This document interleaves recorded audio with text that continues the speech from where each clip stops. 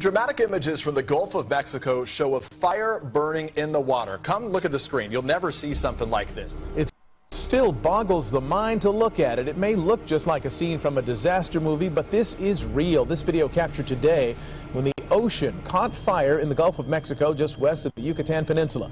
Those dramatic images of the ocean aflame quickly going viral on social media. Some people calling it an eye of fire, while others said it looked like the portal to hell opening up.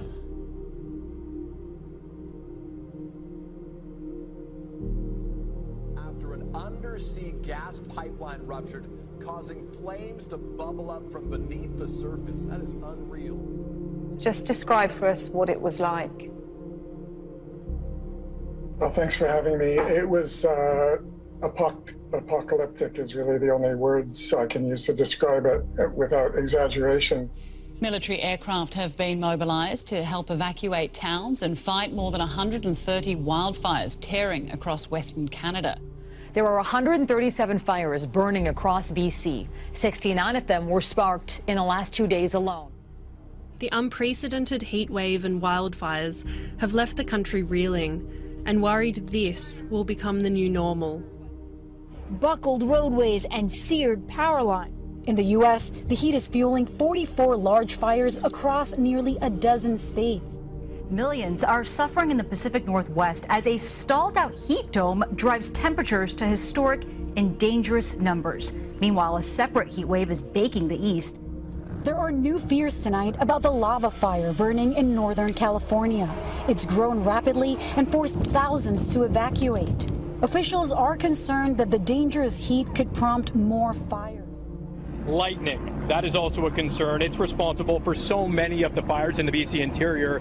12,000 lightning strikes on Thursday alone, including in Kamloops, where residents in 2 neighborhoods were forced to evacuate.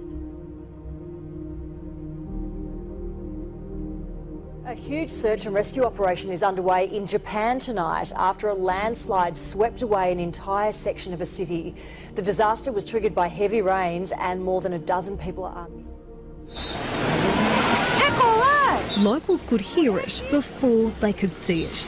A wall of water and mud collecting everything in its way.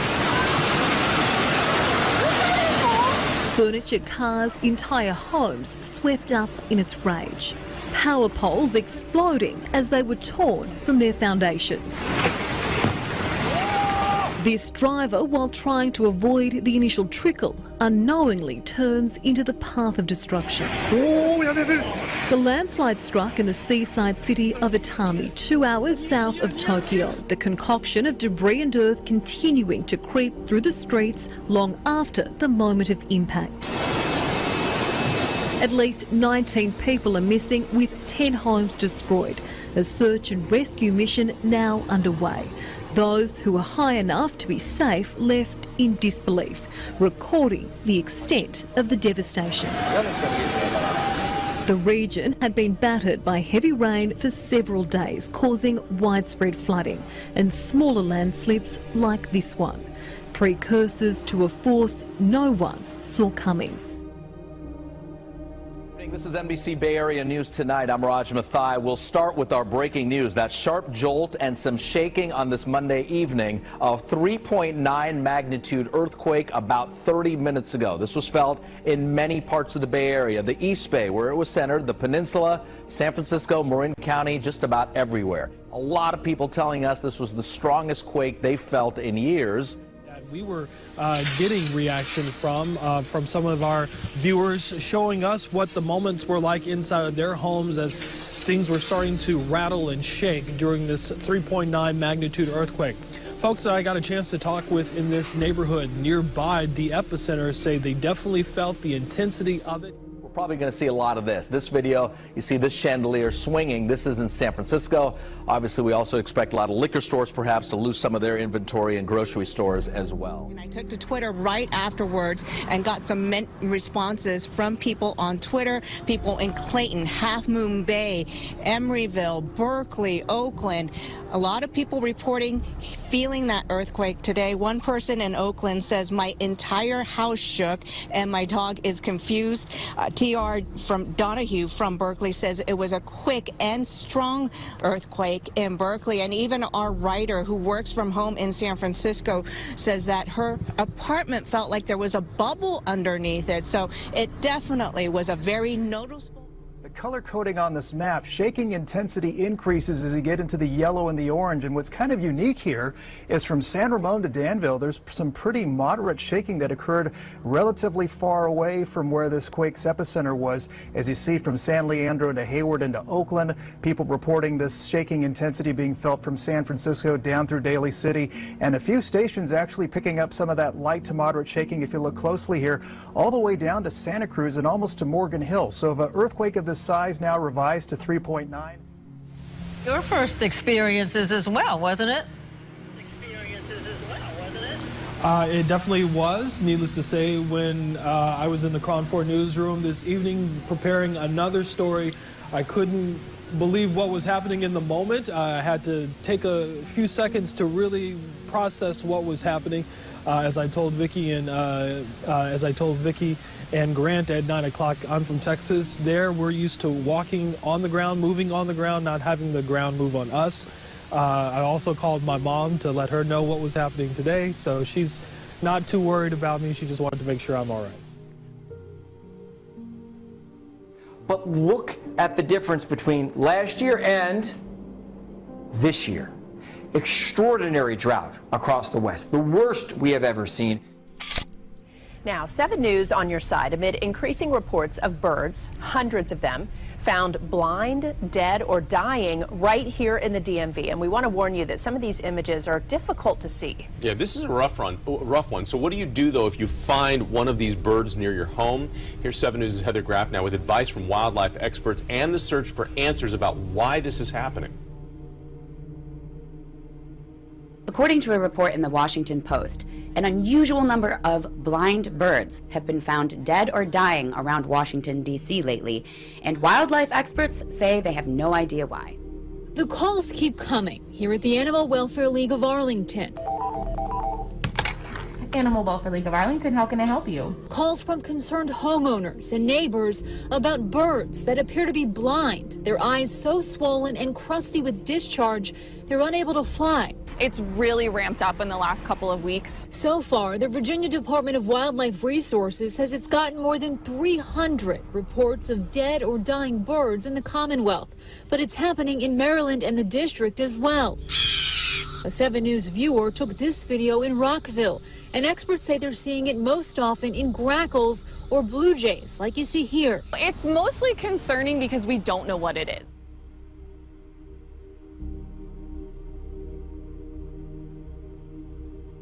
As one expert at the Wildlife Resources Department put it, the volume of reports and clinical signs are not suggestive of something they've seen routinely in the area, so they might be dealing with an emerging or novel issue.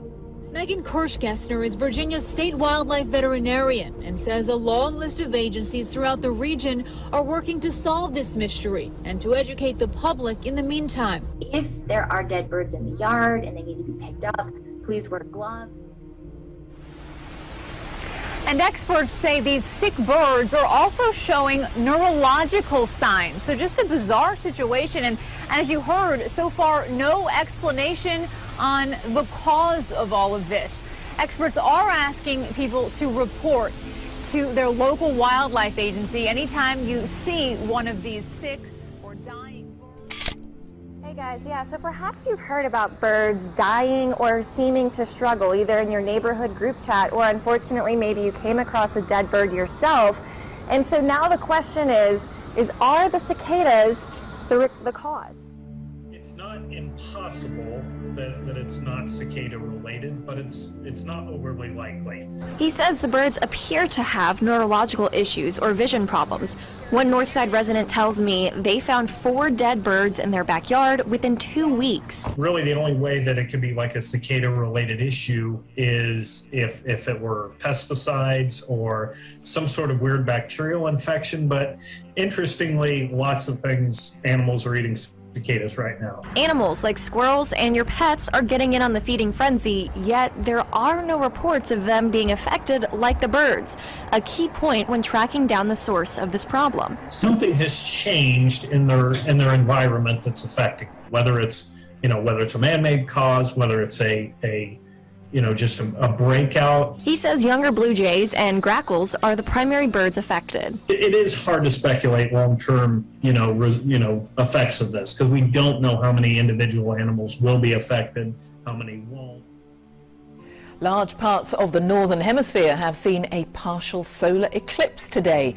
The moon traveled directly in front of the sun in what's called an annular eclipse. A rare solar eclipse that astronomers call a ring of fire took a bite out of the sun for more than an hour. Because the moon's so far away from Earth, it didn't block out the whole sun, creating a ring of fire. It's been a long time since we've seen this. Oh, yeah, Anthony, the Northeast, you've got to go back to 1959. That's before I was born. The next one, not until 2079. So this was my opportunity, my once-in-a-lifetime opportunity to see it. It did not disappoint. An eclipse at sunrise in the United States. One of nature's most dazzling sights, the moon gliding in front of the sun, taking a bite from the shining disk.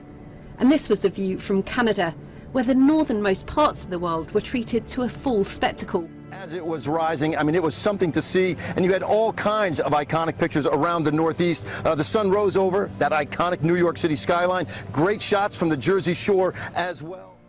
But today's event has delighted many around the world with a display of a true celestial wonder.